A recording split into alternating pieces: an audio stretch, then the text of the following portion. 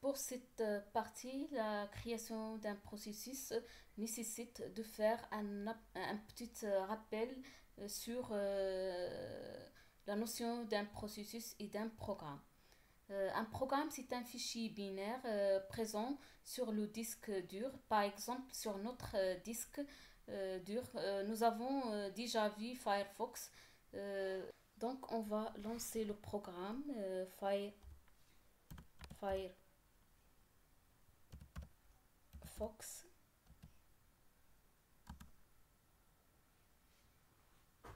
Donc, il lance le navigateur Internet. Donc, on va utiliser CTRL Z et on va taper la commande PS. Comme vous voyez, le programme Firefox, bien sûr, crée un processus avec son numéro PID et la commande lancée. Un processus, c'est donc ce qui correspond à l'exécution d'un programme, c'est-à-dire qu'il va vivre durant l'exécution d'un programme et va mourir lorsque l'utilisateur termine l'exécution des programmes. Donc, on peut passer maintenant à notre sujet, c'est la primitive fork. Donc, cette fonction va permettre de créer un processus.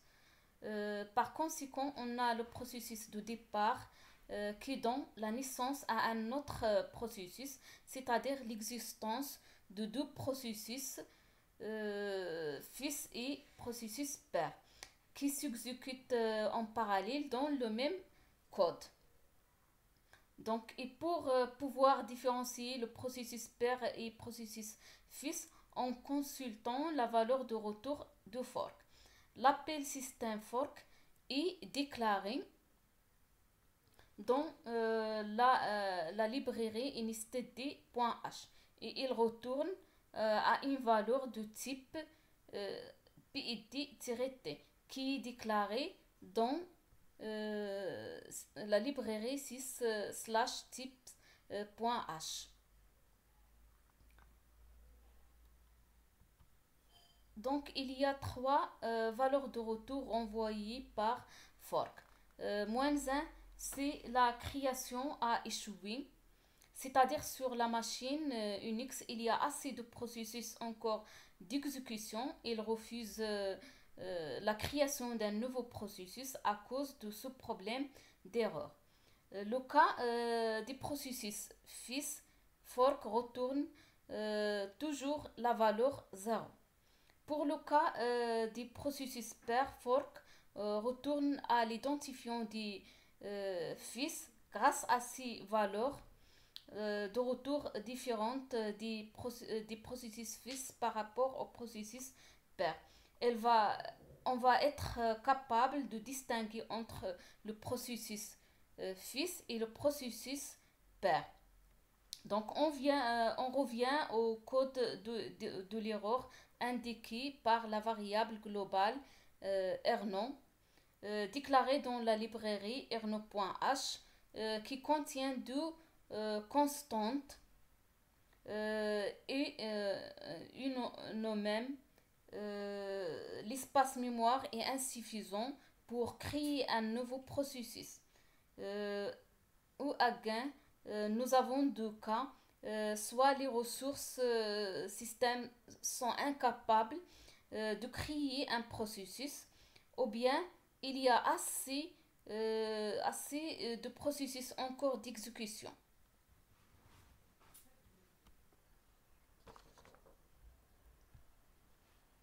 Donc, on va écrire un programme qui nous permet de créer un processus fils. Donc, on va créer un répertoire.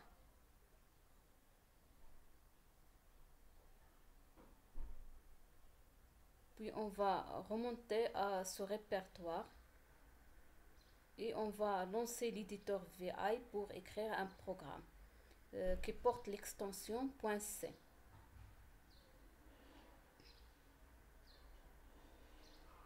Donc tout d'abord, on va commencer par les librairies comme Stadio.h.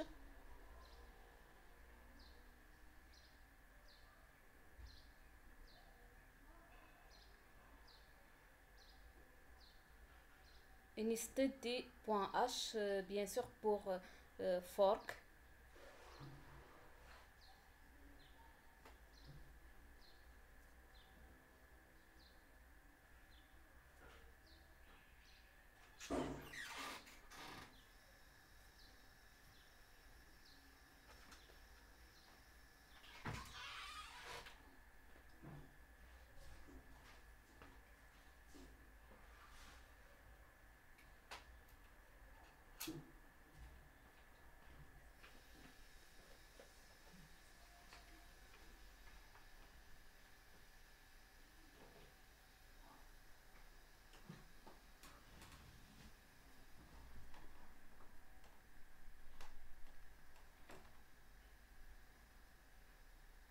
Donc par la suite, la librairie 6 slash tips.h.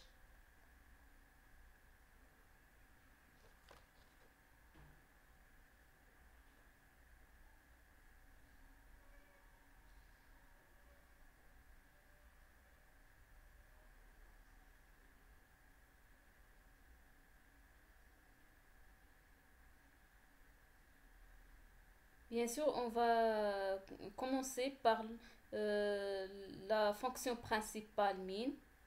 Euh, Par la suite, on va déclarer l'identifiant PDF fils de type PID-T.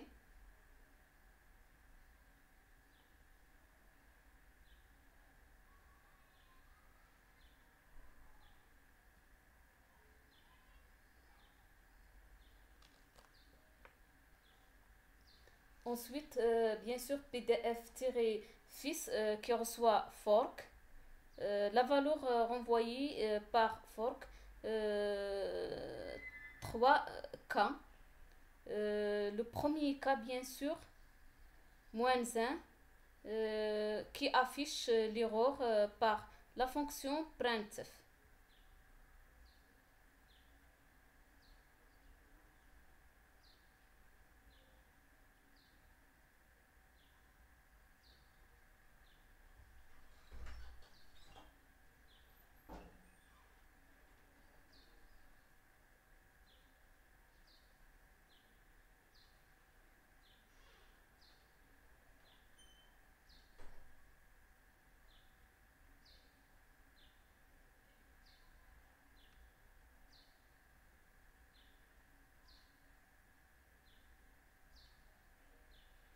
Donc pour le deuxième cas, 0, qui affiche bien sûr un message par la fonction printf. Donc affiche je suis le fils.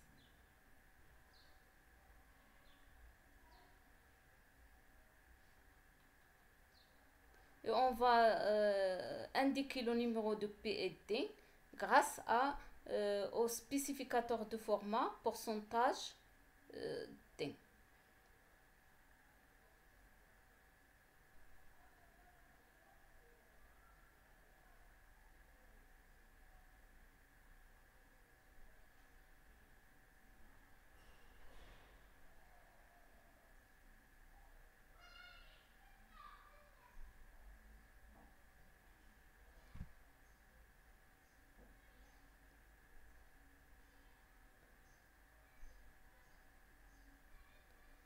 Donc le PID des fils avec bien sûr le spécificateur de format, le pourcentage D,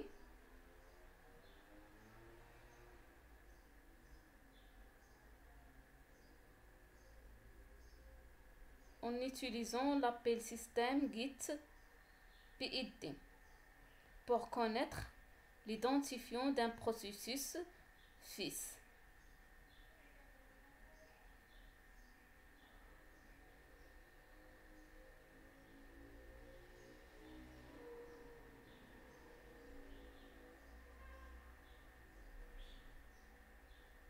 Et bien sûr, git pped pour connaître le PED des paires.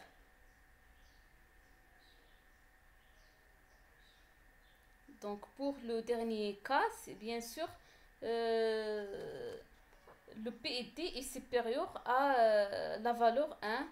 Bien sûr, on va afficher un message euh, qui indique que nous sommes dans le pair avec bien sûr son numéro de PED par git PED euh, et le PED des fils.